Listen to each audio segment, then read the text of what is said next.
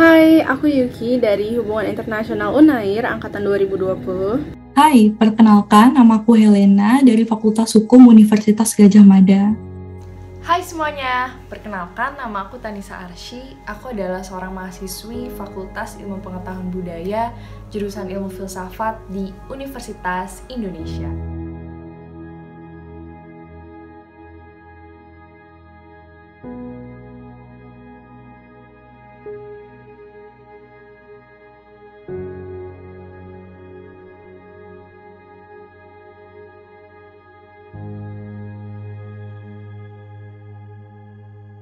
Adakah hal di media yang membuat kamu sebagai perempuan merasa tidak nyaman?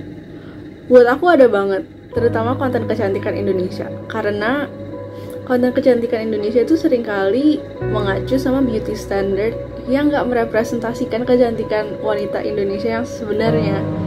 Dan sering banget malah shaming ciri fisik perempuan Indonesia yang seharusnya gak di-shaming sama sekali. Kayak misalkan dibilang kulitnya kusam, gelap, padahal itu kulit sawah matang, itu kulit Indonesia, itu bukan suatu hal yang harus kita malu untuk punya.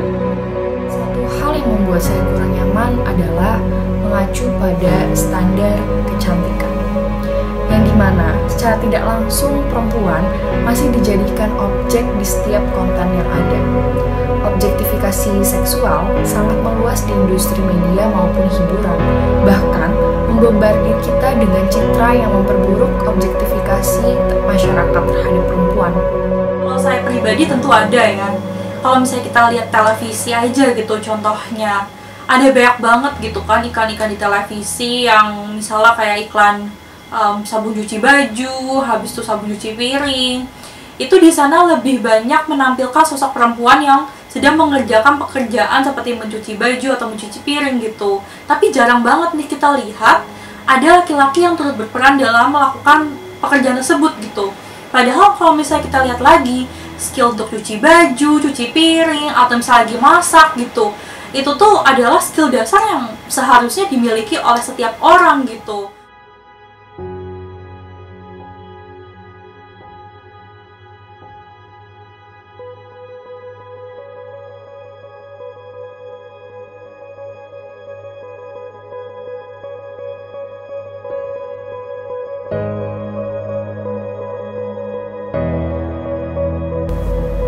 Ya, tekanan yang tercipta oleh media itu pasti ada.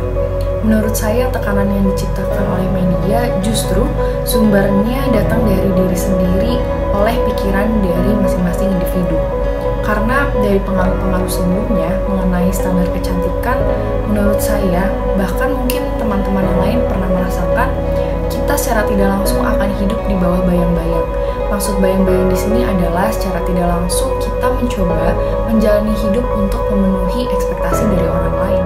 Yang harus kita ketahui bahwa media massa punya peranan yang sangat besar dalam membentuk pola pikir yang ada dalam masyarakat. Ini karena memang media massa itu kontennya sangat, tendensinya tuh dikonsumsi oleh masyarakat sangat tinggi gitu.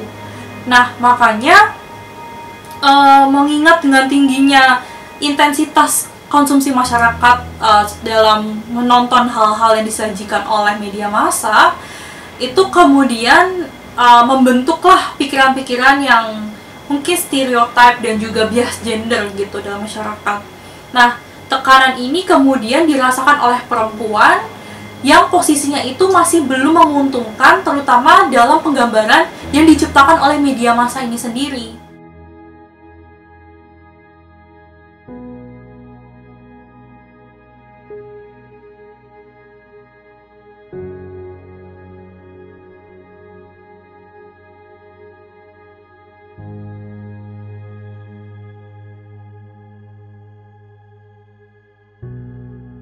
Pengaruhnya nggak ke aku secara langsung, tapi jadi banyak perempuan secara general yang didiskriminasi cuman karena penampilan fisiknya itu nggak memenuhi standar kecantikan di Indonesia yang sebenarnya nggak merepresentasikan perempuan Indonesia sama sekali. Dalam pengaruh negatif, tentu saja standar kecantikan itu akan melahirkan konstruksi sosial yang mana akan mempengaruhi pengaruh sosial yang melahirkan pelecehan seksual maupun cyberbullying. Tentu saja semua ini akan mengakibatkan tidak tersedianya fasilitas untuk kita menyampaikan seluruh ekspresi dan juga perasaan. Kita akan terus membelenggu dan bersembunyi untuk mencari jawaban bagaimana perasaan kita sebenarnya. Dan pengaruh positif yang saya rasakan adalah kita bisa melihat berbagai perspektif dan juga sudut pandang mengenai konstruksi sosial tersebut. Dan media pun dapat membantu kita dalam perjuangan hak perempuan melalui kegiatan aktivisme di media.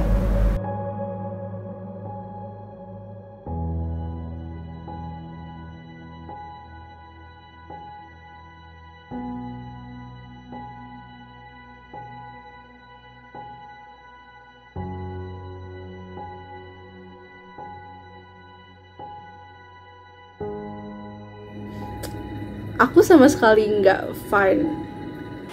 Tentu saya merasa tidak fine ya dengan hal itu. Karena dengan adanya standar kecantikan yang seperti aku jelasin tadi, itu jadi ada ketidaksetaraan di antara perempuan-perempuan Indonesia. Padahal kan kita semua masih terus berusaha buat memperjuangkan kesetaraan kan. Kenapa malah di antara perempuan Indonesia sendiri terutama jadi ada ketidaksetaraan cuman karena ciri fisik yang berbeda, bukan berbeda sih sebenarnya, yang nggak dianggap sesuai beauty standard. Karena itu tadi, kenapa sih perempuan kemudian harus punya beban ganda seperti ini gitu? Kenapa hanya kita aja yang harus melakukan pekerjaan-pekerjaan yang sebenarnya akan lebih ringan juga kalau misalnya dibagi misalnya sama laki-laki juga gitu? Atau kenapa perempuan itu lebih banyak mendapatkan stereotip seperti kayak, oh kamu perempuan kayak apakah bisa dipercaya nih misalnya untuk jadi leader dan sebagainya gitu. Dan adakah dorongan untuk mendobrak persepsi ini? Tentu sangat ada. Sebab itu saya sejak tahun 2019 bersama dengan teman-teman SMA saya membentuk suatu komunitas yang dinamakan Lowe's Miracle, di mana kami di sini memperjuangkan salah satu nilai yang kami perjuangkan adalah terkait kesetaraan gender.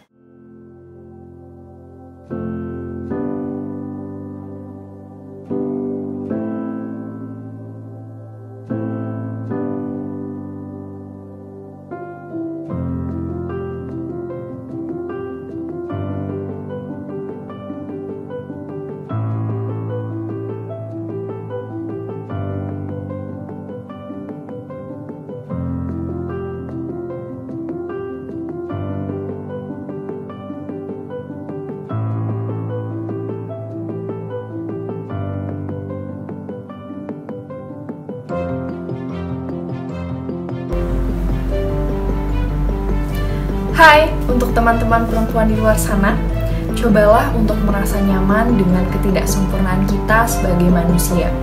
Karena ketika kita sudah menanamkan nilai tersebut, rasa keberanian dan juga rasa kepercayaan diri akan muncul perlahan.